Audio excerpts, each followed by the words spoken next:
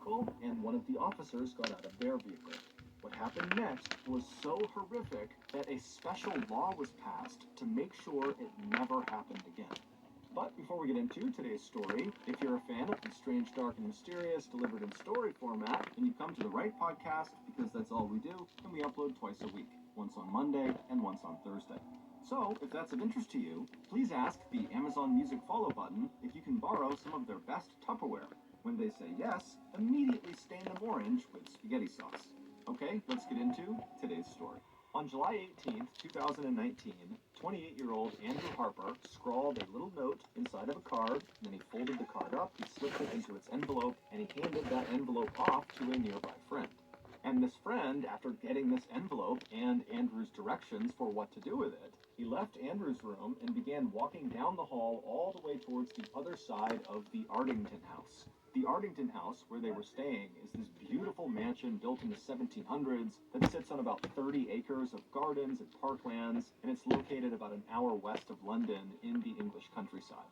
Once Andrew's friend, with this letter in hand, had walked all the way across the mansion and had found the room he was looking for, he gently knocked on the door, and then after being let inside, he made his way right over to 28-year-old Lissy Beckett, and he handed her the envelope. Lissy and Andrew had grown up in the same town of Wallingford, which is a small rural town about 10 miles away from where they were at the Ardington house. And from the time Lissy and Andrew had met each other when they were 15 years old, they had become totally inseparable. It was truly love at first sight.